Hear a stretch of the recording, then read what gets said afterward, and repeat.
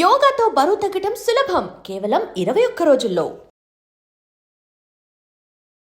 నమస్తే అమ్మ. నమస్తే అమ్మ. 10వ రోజు విజయదశమి మనం జరుపుకుంటూ ఉంటాము.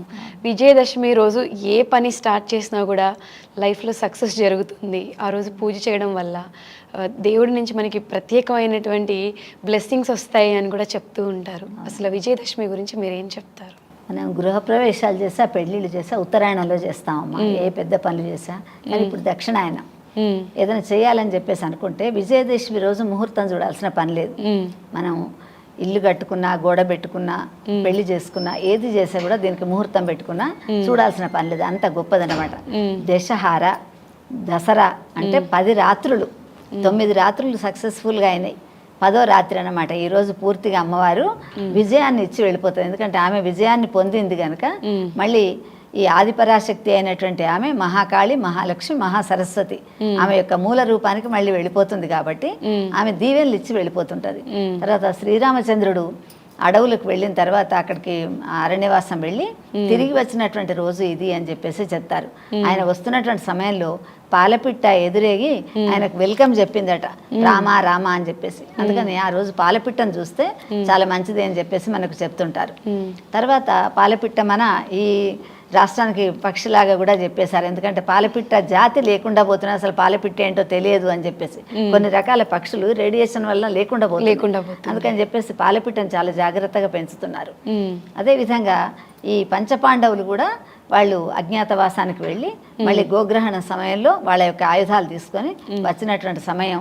అంటే వాళ్ళను 12 ఏళ్ళు అరణ్యవాసం, 1 సంవత్సరం అజ్ఞాతవాసం వెళ్ళమని ఈ కౌరవులు చెప్పి, అక్కడ ఒకవేళ ఫెయిల్యూర్ అయితే మీరు మళ్ళీ 12 ఏళ్ళు అరణ్యవాసం, మళ్ళీ అజ్ఞాతవాసం వెళ్ళాలంటారు. అందుకని 12 ఏళ్ళ అరణ్యవాసం మామూలు విషయమే. దౌమ్యుడు, విశ్వామిత్రుడు, రకరకాలైనటువంటి దూర్వాసుడు వాళ్ళు వస్తే ఎన్నో రకాల విషయాలు అడుగుతుంటాడు. ధర్మరాజు తెలుసుకుంటూ ఉంటాడు. కానీ అజ్ఞాతవాసంలో వాళ్ళు పేర్లు మార్చుకొని విరాటుని యొక్క కొలువులో ఉంటారు. ఈ ద్రౌపది వీళ్ళందరూ కూడా ముఖ్యంగా బయటపడేటువంటి వాళ్ళు, బాగా కోపం ఉన్నటువంటి వాడు భీముడి కోసం భయపడుతుంటాడు ధర్మరాజు. తర్వాత చాలా అందకత్తే ద్రౌపది. అందుకని ఆమె సైరంధ్రిలాగా స్త్రీల యొక్క అంతఃపురంలోనే వాళ్ళకు తయారు చేయడానికి ఉన్నటువంటి విధంగా విరాట్ రాజు భార్యకు, తర్వాత ఉత్తరకు వాళ్ళకి జడలు వేయడం, తర్వాత అందంగా అలంకరించడం, ఇలాంటి వాటికి ఆమెను పెడతారు బయటకు రాకుండా. వీడినేమో వంటింట్లో పెడతారు భీముడిని. ఎందుకంటే వాడికి ఎప్పుడు కూడా ఇప్పుడు డ్యాన్స్ చేసి వచ్చినటువంటి అమ్మాయి అమ్మ అన్నం పెట్టు అంటే చిందులు వేసుకుంటే తిరుగుతుంది ఇల్లంతా. కరాటే చేసిన పిల్లవాడు ఉంటాడు, ఇంటికి వచ్చిన తర్వాత అమ్మ అన్నం పెట్టు అని కొడుతుంటాడు చేత్తో. ఒక కండూతి ఉంటుంది చేతికి, దురద ఉంటుంది. అందుకని వీడికి భీముడికి ఏంటంటే ఆ వంటశాలలో సొరకాయలు, బీరకాయలు, ఎందుకంటే విరటుని యొక్క కొలువులో తినేటువంటి వాళ్ళు రోజు ఒక 500-600 మంది, 1000 మంది ఉంటారు. వాళ్ళకి కావాల్సిన కూరగాయలు తరగాలి. అందుకని చెప్పేసి వీడికి గుమ్మడికాయలు, సొరకాయలు, బీరకాయలు ఇచ్చేసి కత్తిపీటతో తరుగుడు పడి కోపం వస్తుంటుంది. ఎందుకంటే అక్కడ వస్త్రాపహరణ ఇవన్నీ చేశాడు, ఎప్పుడు పగ తీర్చుకోవాలి, అన్ననేమో వద్దని వారిస్తున్నాడు. అందుకని చెప్పేసి ఒక్కోసారి వంట కట్టెలు కావాలంటే చెట్లని ఊపుతుంటాడు. బలవంతుడు వృకోదరుడు. అందుకని చెప్పేసి అలాంటి అజ్ఞాతవాసంలో వాళ్ళు బయటపడకుండా ఉండాలని చెప్పేసి వీళ్ళన్నీ కూడా అస్త్రాలు అక్కడ పెడతారు. అక్కడ నుండి గోగ్రహణ సమయంలో బయటకు వచ్చినటువంటి సమయంలో వాళ్ళు ఆ రోజు విజయదశమి అని చెప్పేసి చెప్తుంటారు. అందుకని అలాంటి ప్రత్యేకమైనటువంటి రోజు దేవాలయాల్లో, ఊర్లలో దేవాలయాలలో ఉత్సవ విగ్రహాలు ఉంటాయి. వాటిని రథాల మీద తీసుకొని, అంతకుముందు రథం అంతా కూడా ఎక్కడో రథశాలలో పెట్టి ఉంటాయి. కొన్ని వాహనాలు కూడా ఉంటాయి. పాత పూర్వ దేవాలయాలు మీరు ఎక్కడికైనా వెళితే చూడండి, అక్కడ ఇత్తడి పెద్ద పెద్ద గరుడు, నంది మొదలైనటువంటి విగ్రహాలు ఉంటాయి. వాటిని అన్ని కూడా ఈ ఆయుధ పూజ రోజు, మహర్నవమి రోజు శుభ్రంగా తుడిచి తోమి పెడుతుంటారు. వాటిని పెట్టి ఆ రోజు దసరా రోజు ఈ రథం మీద చక్కగా పూలతో అలంకరించి ఉత్సవ విగ్రహాలను పెట్టి సీమోల్లంఘన అని చేస్తారంటే ఊరి బయట వరకు వెళ్ళి, అంటే వీరుడైనటువంటి వాడు యుద్ధానికి దండయాత్రకు వెళ్ళేవాడు ఆ బాడ దాటి ఊరి బయట నగరం దాటి పోవాలన్నమాట. ఆ ఊరి బయట మనకు జమ్మి చెట్టు ఉంటుంది.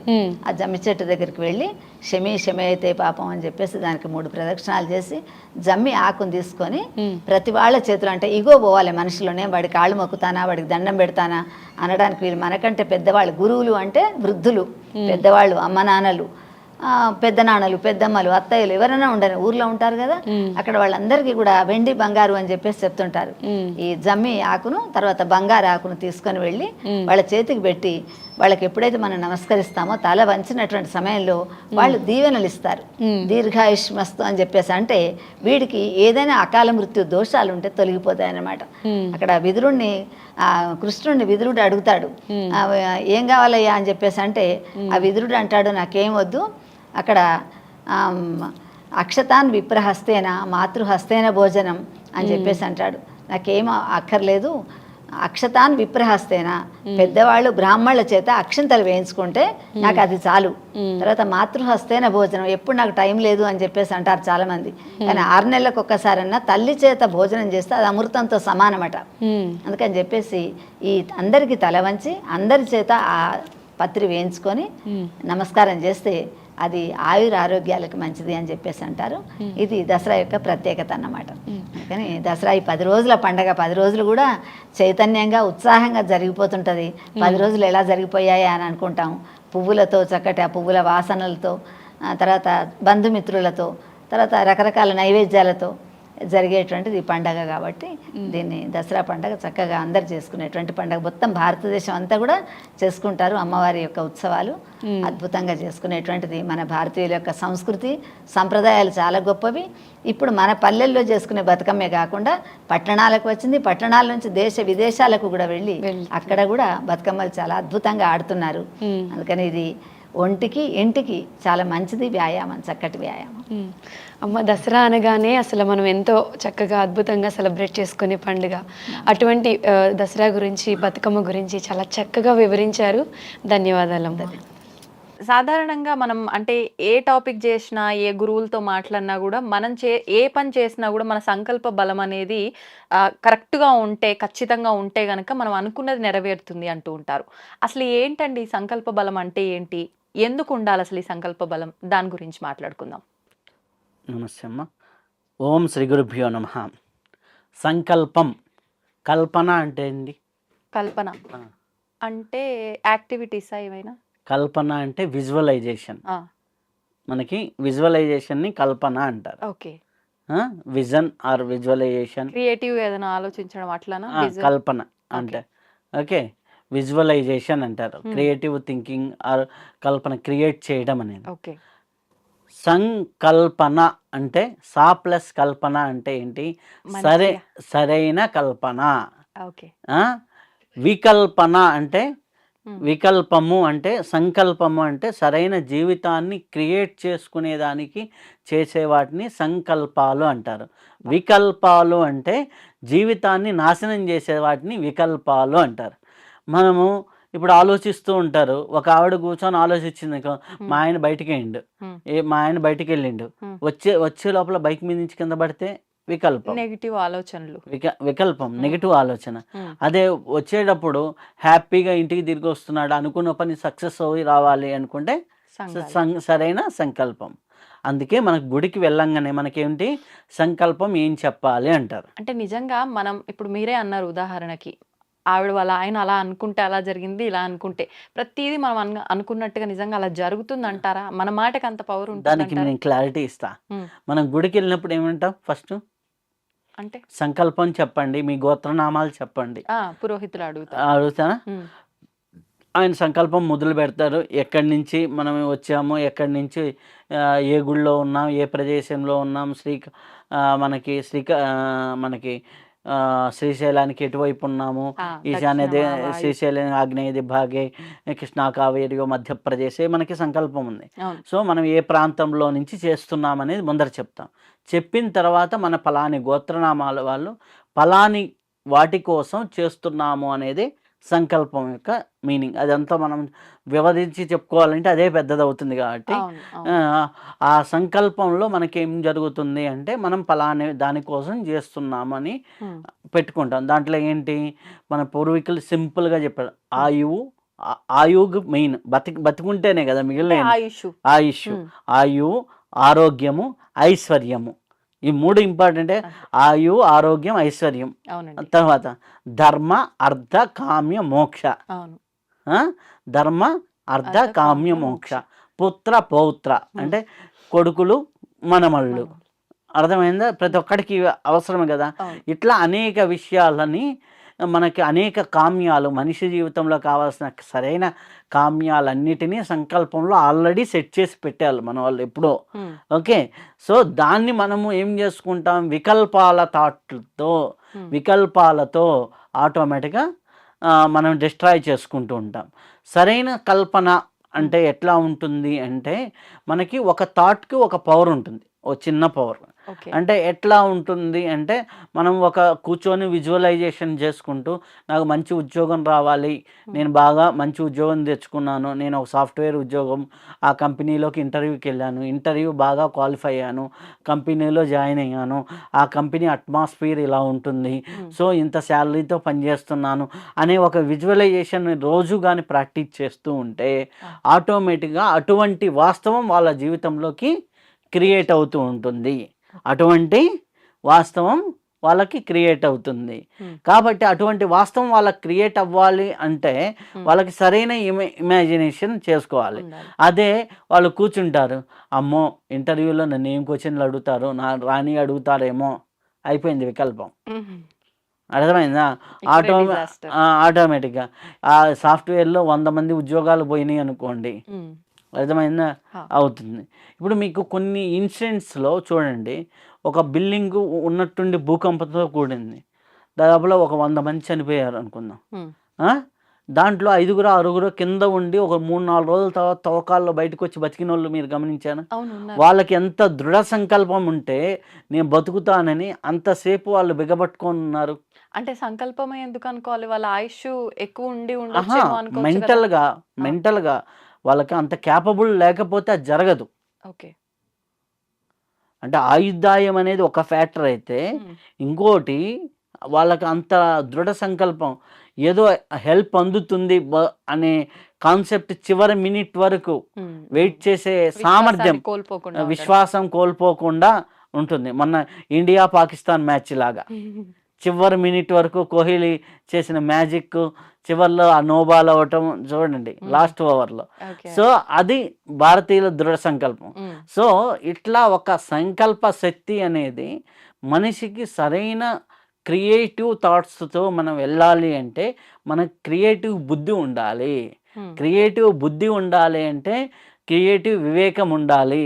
వివేకము, విచక్షణ, బుద్ధి అనే ఫ్యాక్టర్స్ని బాగా వాడుకుంటూ ఉంటే ఆటోమేటిక్గా సరైన సంకల్పంలోకి వెళ్తాం.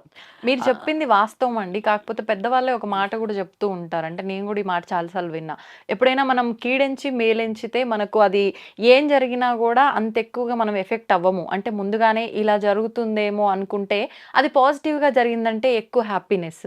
ముందే మనం అది బాగా జరుగుతుంది అనుకుని అసలు అది డిజాస్టర్ అయింది, అసలు ఏమి అంటే ఇబ్బందికర పరిస్థితులు క్రియేట్ అయినాయి అంటే ఎక్కువగా బాధపడాల్సి వస్తుంది. కాబట్టి ఇలా ఆలోచించి అలా ఆలోచించు అని కూడా ఒక సామెత చెప్పున్నారు కదా, మరి దాన్ని ఎలా తీసుకోవచ్చు అంటారు? దాన్ని ఇక్కడ అప్లికే కంటే దానికి వివరణ నేను చెప్తాను.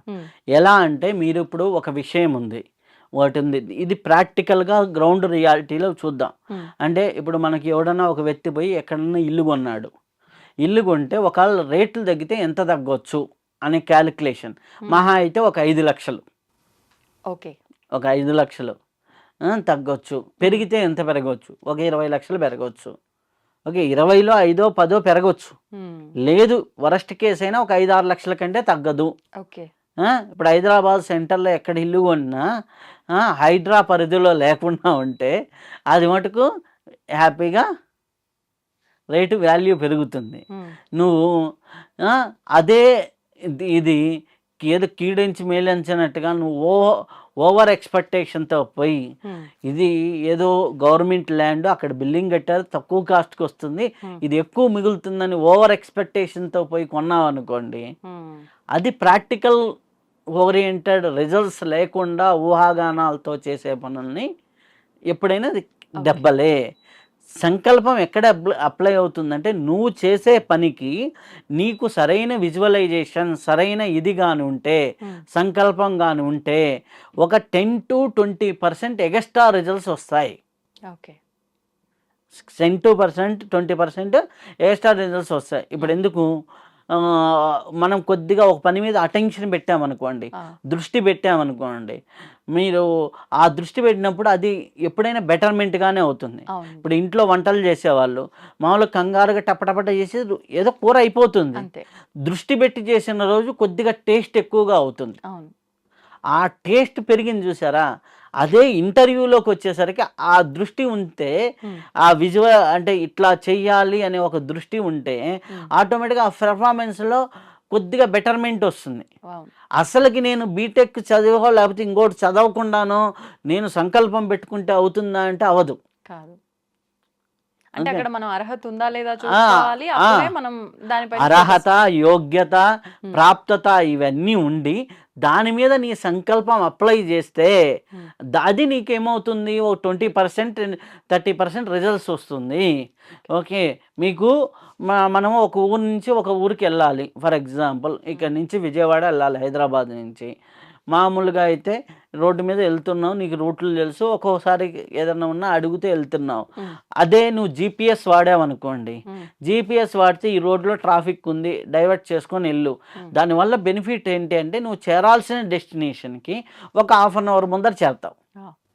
నీకు జీపీఎస్ ఎలాగైతే నీకు ట్రావెలింగ్లో హెల్ప్ అయిందో, జీవితం అనే ట్రావెలింగ్లో నీకు సంకల్పం అనేది అలా ఉపయోగపడుతుంది.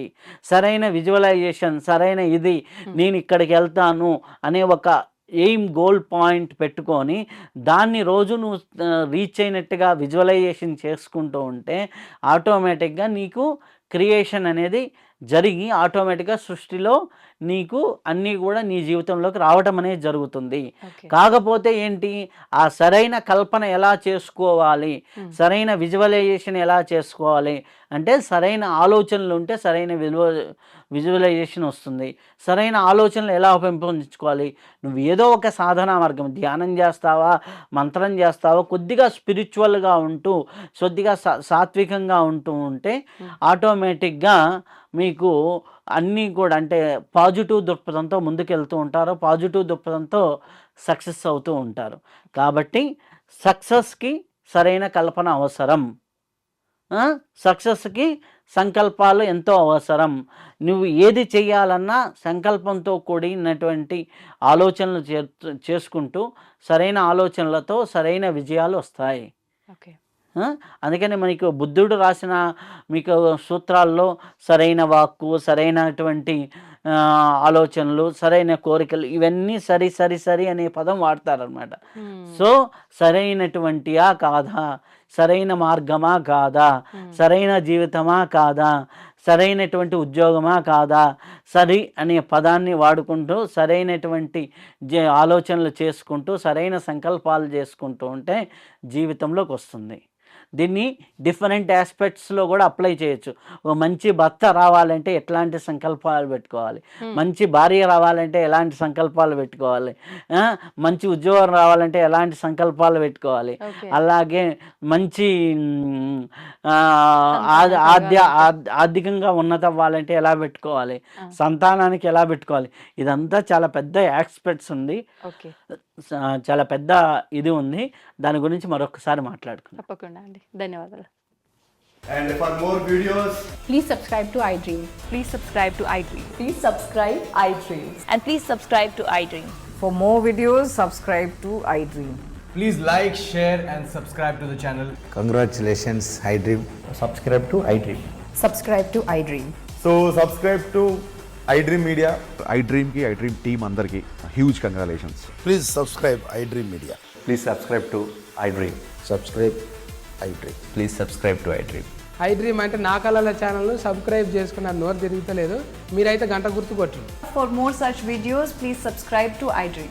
Subscribe to iDream. Please subscribe to iDream. Please subscribe iDream Media. Please do subscribe to iDream. Please subscribe to iDream Media. For best entertainment and information, please subscribe iDream. And don't forget to subscribe to iDream.